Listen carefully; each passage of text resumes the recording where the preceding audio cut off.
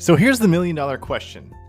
How are people like us, who don't settle for the status quo, who value freedom and a life without limits, how do we create extraordinary results in the key areas of life, yet skip the fear, stress, and anxiety that produces regret?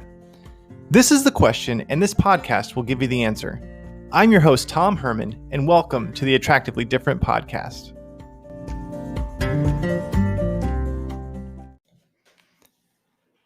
Hi, everyone, and welcome back to the Attractively Different podcast. Hopefully, you're having an awesome week. And today, I want to talk to you about our beliefs and how they actually produce our results and our circumstances. So, a couple years ago, my wife and I were in Maui attending a marriage conference. We were there for a little bit over a week, and it was fascinating. I got to observe, I didn't actually go, I got to observe some friends spear fishing. And if you're not familiar with spear fishing, I mean, this was the first I'd been exposed to it. You hold this long, it's a spear, but it looks like a long stick. It's maybe 5 feet or so. And then at the end of it, it has like this, like a big rubber band is how I would describe it. So you like put it around your wrist and you move your arm up the stick to create some tension in that band. And you're swimming with, goggles and potentially a snorkel looking for fish. And the point of it is to get close enough to a fish that once you release your spear, that you're close enough to actually spear the fish. And that's how you're catching fish. So it's obviously different than, what I would think of as traditional fishing, where you have a fishing line and bait on your fishing pole and you're throwing in the water and you're not even seeing, you're actually swimming and getting things. It's very, it reminded me of, say, Tom Hanks in the movie Castaway, where he's like throwing these wooden spears and getting these fish. And so we're off the island of Maui doing some spear fishing, maybe let's say 100 yards off the beach. And I was with 3 friends who had speared fish before. I was, like I said, I was just swimming. I was just watching. And the person with the most experience said, whatever you do, don't try to spear an eel. He's like, I've just seen it get real gnarly and get nasty, and they'll wrap around your pole and they're just hard to kill. And so it's like, okay, that makes sense. I don't really like how eels look. They're kind of like the snakes of the ocean. And so anyways, we're watching these guys and they had caught some fish. They'd killed some fish. And one of my friends, his name was Jeremy. He was like, man, I really kind of want to go after an eel. But the only reason I'm not is because I was told not to. It's like, if someone didn't tell me to be afraid of them, I would just go down and get it. And that's exactly what he did. Afterward, he decided he was going to go get an eel, and he swam down and released his spear and shot this eel, and it wrapped around the pole, and the other guys came in and they attacked it. They got it and they actually caught this eel.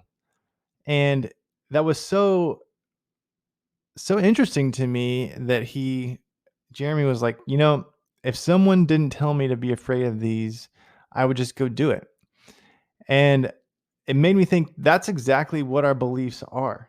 So when you're born, none of the beliefs that you currently hold you were born with. None of them. All of your beliefs throughout your life were handed to you. They were given to you.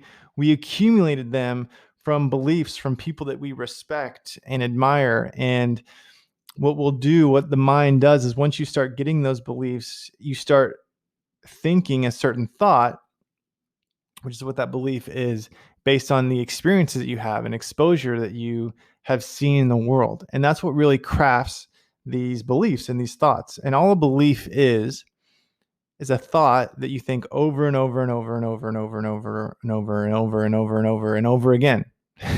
So we have these beliefs that are based on these thoughts that we've just thought them over and over and over again. And we have experiences that validate them. We look around society and we expose ourselves to certain things that validate those thoughts and those beliefs. And so they become what shape our life.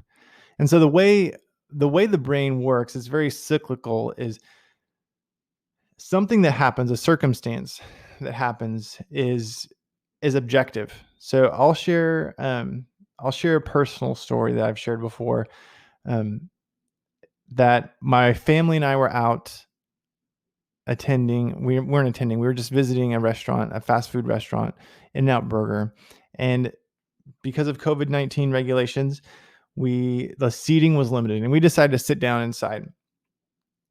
And we were having dinner. We were having a good time. It was a Friday night thing. Usually we go out on Friday and have some type of dinner or something that where my wife doesn't have to cook. So our boys really like In-N-Out Burger. So we went, and they were eating their burgers and their French fries, and they were having a good old time. And I was about finished, and I started looking around the restaurant, and I saw, I don't know, 6 or 8 people standing. They were waiting for seats to open up. And my natural tendency is to kind of get this feeling of kind of like tight chest, and like, I need to hurry up. We're causing these people to wait, and we're being a nuisance, and we need to hurry up and eat our food so that these other people can sit down. Because if we're just taking our time, that's being rude. And I thought about it after having been exposed to this idea that our thoughts are what we add to an objective circumstance. And so what I mean by that is the objective circumstance was that people were waiting. People were standing up in the restaurant. That's neither positive or negative. People were just standing there. They were waiting.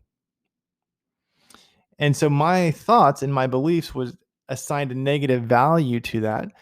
And I was saying, oh, they're going to think that I'm better than them, or that I don't care about them. And so I started to have all these thoughts of, well, I need to show them that I do care about them and that I do think that they're valuable. And so in order to do that, I need to tell my family to hurry up and eat so that we can finish and create some space.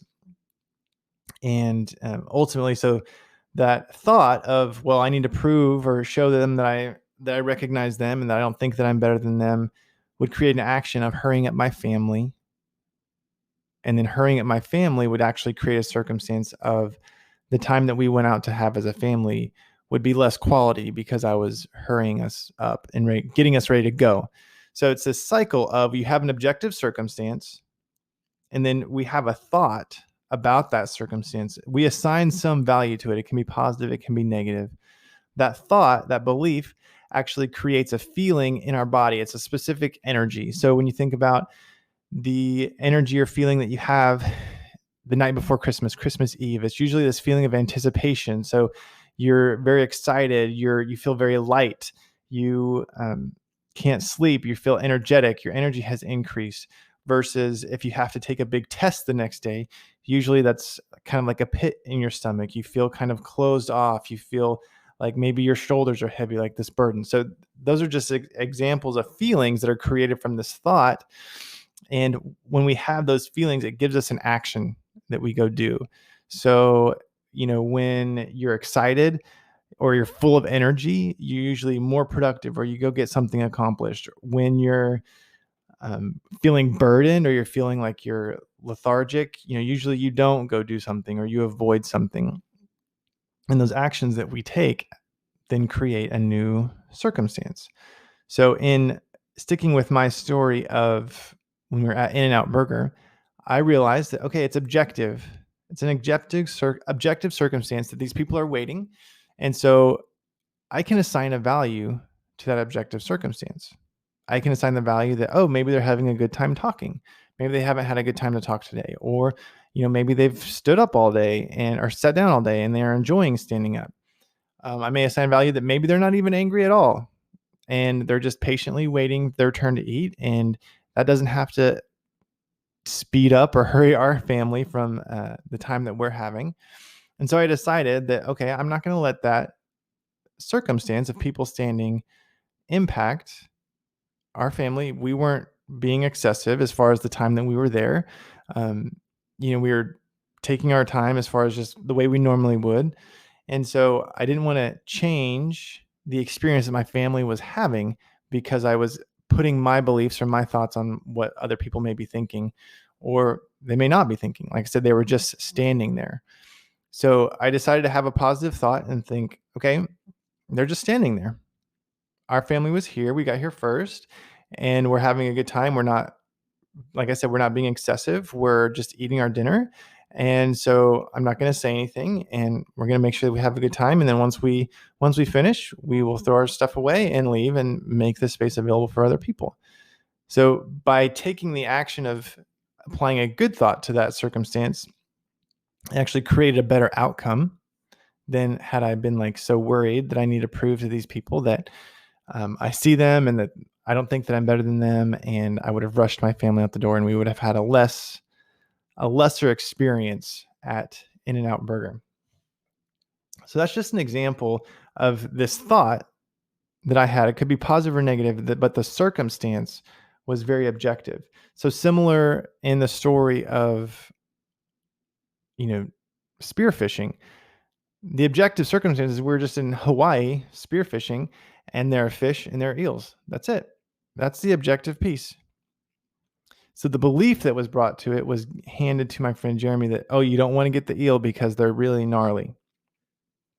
And so by receiving that belief, it led him to not go after, or to be fearful of the eel, and actually not go after it the way he would have. And when he changed the thought of not being afraid, he took the right action to go after it and actually create a very positive, memorable experience because he wasn't afraid. And so think about that. He just changed a belief. That's all it was changing a belief. And so when you start to realize that all the beliefs that you hold were given to you by someone else, that you weren't born with them, they're all changeable, that you start to realize that anything is possible. So like the circumstances in your life are just a result of what you believe, the thoughts that you have about a specific circumstance. So think about work. I'll share some beliefs that I've had about work over the years, that money is hard, and it takes time to make money. And, being a father or being a husband, that in order to provide for my family, I need to go, do a specific task or do certain work. And in most cases, only for the quote unquote lucky people do they actually get to enjoy what they do. Most people are going to not enjoy what they do, but it's just they're doing what they have to do. So that was an idea that I had about work. Money is hard. It takes a lot of time. Money is scarce. So, make sure I save it in a certain way. Those were all beliefs about work and money. And so what was the circumstance, or what results did I get when I came out of college? Well, I graduated with a finance degree, and I immediately started working for Edward Jones as a financial advisor. And in my mind, I thought, okay, sales and commission is more risky, and this may or may not work out. But if it does, that would be a positive thing, because we could have, my wife and I could travel, we could be taken care of financially.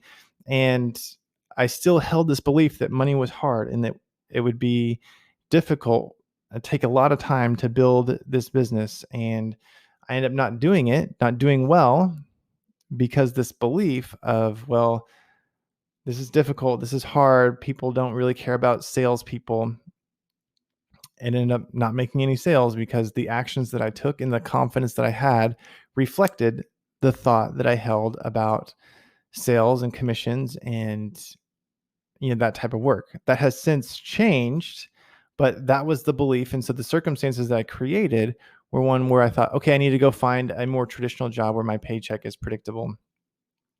And I went, and the best job I could find was at a call center working for Fidelity Investments. And I was there for a couple of years. I was at Fidelity for 7 years, but for the first couple of years, I just thought,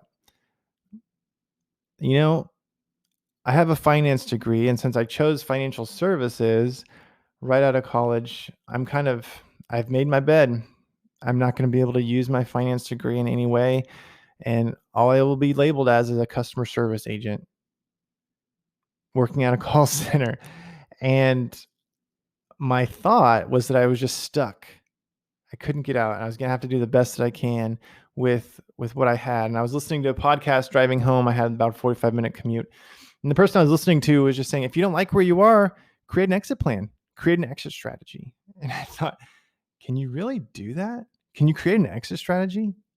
But that would be too risky, right? That was the thought that I have. And since then I've changed, I changed companies, I changed jobs, and my wife and I are now full-time entrepreneurs. And it was all about changing a belief that I had about what work was, what my call in life was, how I was going to succeed, how I was going to serve people at the highest level. And I had to work through and actually change those thoughts, because if I currently held the same thoughts that I did when I graduated college about work and about money, there's no way I could succeed in what I'm doing right now. And so think about this. Good thoughts and good actions will always produce good results, good circumstances. And so bad thoughts, bad actions, and when I say bad actions, those are just actions that are the result of your level of thinking. So if, for example, if a child is sleeping and they look over at their dresser and they think it's actually a grizzly bear at night, and they're fearful and they run out of the room to go see their parents, and they say, "There's a bear in my room." And you come and you turn on the light and you realize it's just the dresser. Well, the thought that the dresser was a bear led the action to be fearful, that caused them to run out of the room, run away, and be scared, which, produced a bad result. That child would not be getting the sleep that they would need had they had the right thought, the correct thought that, oh, that's just a dresser and I'm in a safe place and I can sleep now. So when you look at your life, when you look at things like your marriage, money, health, relationships that you have, what is the baseline that you are measuring success or measuring results? What has helped you craft beliefs that you have about those areas of life? For example, parenting or marriage. Like I said, when you think about, we'll start with marriage. Undoubtedly, your beliefs and your experience and your exposure of marriage had to come from your parents. So if you came from a home that was divorced, or if you came from a home that was abusive, or you came from a home that your parents fought all the time, or maybe there's infidelity, your beliefs about marriage is that it causes a lot of pain and it's best to stay away. And if you do get married, it's probably more likely that you'll repeat a similar cycle, unless you actually actively change the belief. More likely you'll reproduce what you saw because your mind is going to go prove it. I mean, think about the quote unquote 7-year itch. It's like, that's common, where people will say that, oh, about 7 years, you lose interest. It gets boring. Marriage is hard. And so we look at these common things that we see in society, that culture tells us about the most important areas of our life. And we create beliefs around them. And it's easy to verify that they're true because they just become the average of society. So, for example, I read here recently that 40 to 50% of marriages in the United States end in divorce. So if 40 to 50% of marriages in the United States end in divorce, if you're using that as your baseline, because that's true, right? It's just a statistic. It's true. Then you may think, well, good marriage is to just stay married. So even if we don't talk a whole lot, I still have a good marriage because I didn't get divorced. We've been married for 40 years and we didn't get divorced. And yeah, it's kind of boring. It's not as exciting as it once was, but hey, we're still married. Is that the marriage that you're after? Is that the marriage that you desire? I would submit to you that it's not. It's not the marriage that I desire, but you feel like you're doing a good job. You're telling yourself you're doing a good job because you're just using that baseline of what is true. You're using the average to create a measurement, to create a bar that you're measuring your marriage against something else. And so I just finished a book here recently. It came out this year in 2020. I believe it was 2020, maybe not, by Andy Andrews. It's called The Bottom of the Pool, where he actually differentiates between what is true and the truth. And the way he describes it, and it's a fascinating book, is that he says what is true is just the average or the ordinary. That's it by definition. So those average and ordinary results, they create what is true. And most are good. And some of those average results are even great. But if you're targeting exceptional results, you have to look beyond what is true and look to foundational principles that are the truth. That's what he calls it, is the truth. So what is true can change. So for example, sticking with marriage, if the divorce rate is 40 to 50% right now, 40, 50 years ago, it wasn't as high. So it has changed over time. So 100 years ago, the divorce rate, what was true in that day is very different than what is true today. But the truth is that God says what Jesus said, what God brings together, let no man separate. If you base your marriage off the truth, the principle of God bringing two together and let no man separate it, then you're going to make it work. Then you're going to make it a priority. You're going to focus on having two people becoming one and actually making an impact versus just, oh, we're doing a good job that we're still married, even though we hardly ever talk to each other. Think about your health and fitness. I found a statistic that 75% of American men and 60% of American women are obese and overweight. And nearly 30% of boys and girls under the age of 20 are obese and overweight. 75% of men, 60% of women are obese and overweight.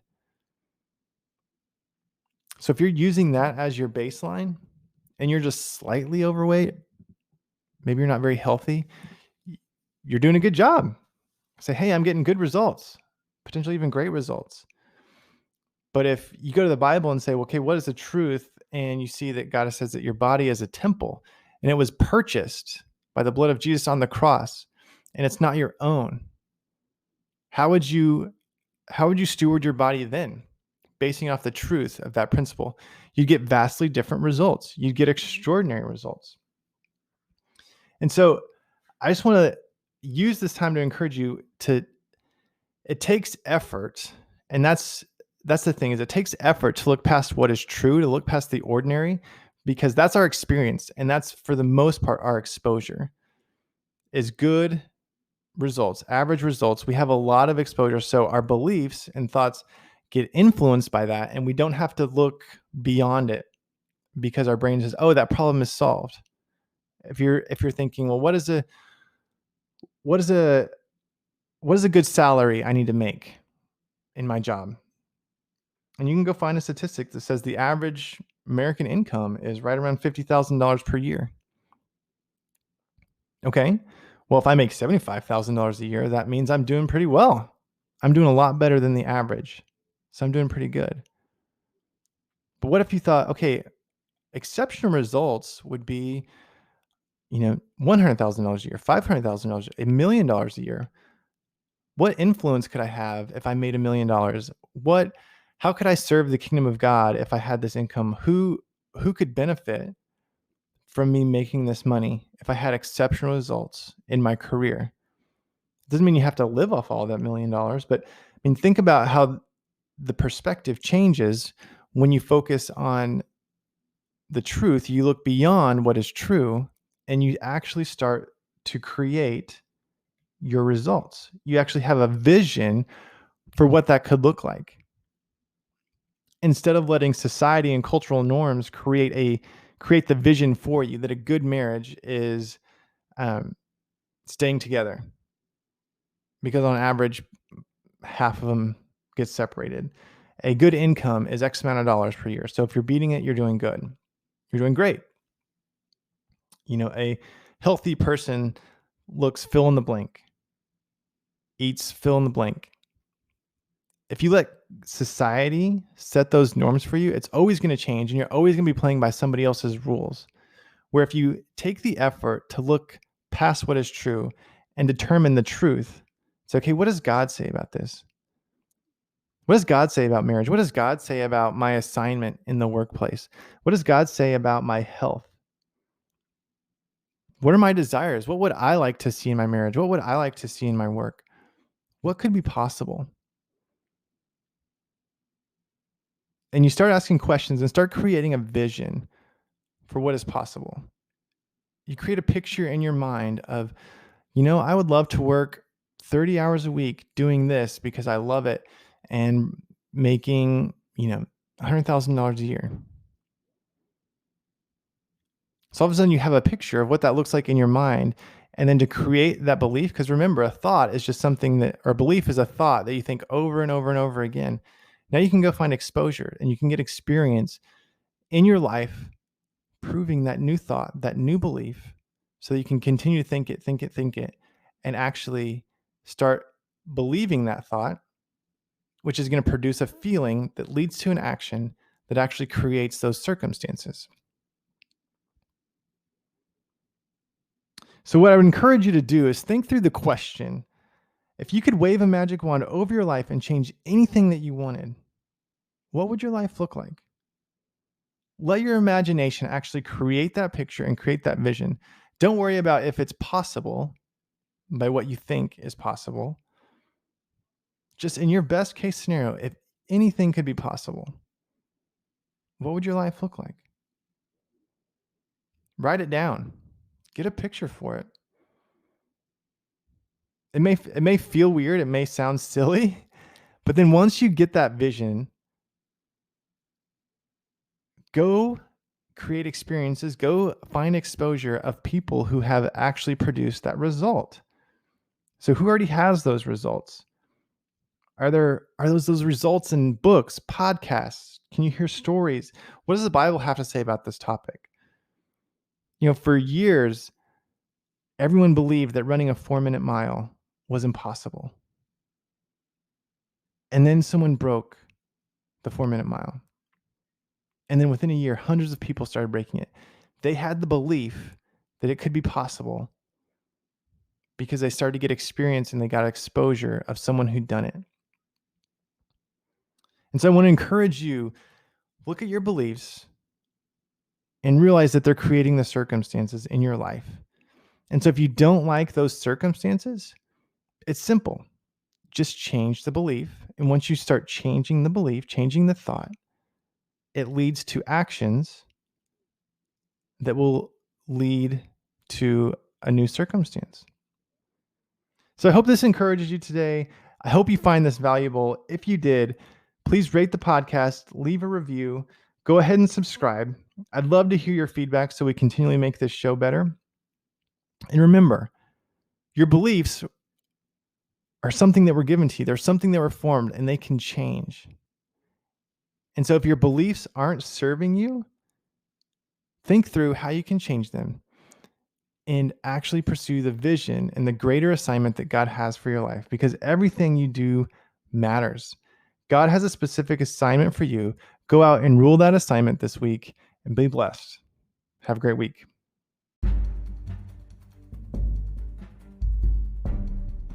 Hey everyone, it's Tom again, and I wanted to ask you a quick question. On a scale from 1 to 10, how confident are you that you know God's purpose for your life? I mean, there can be a lot of confusion around this topic, so I went ahead and created a life purpose roadmap to help you gain clarity on your purpose. You can download your free PDF, Life Purpose Roadmap, at attractivelydifferent.com/purpose. It'll walk you through the 7 simple steps to prospering in your purpose. Also, for the next 40 days, I'll be sending you a daily email guide that will help you unlock the full power of the roadmap. These emails are designed to make it that much easier for you to implement the roadmap and succeed in your God-given assignment. It's free. Just go download the Life Purpose Roadmap PDF at attractivelydifferent.com/purpose.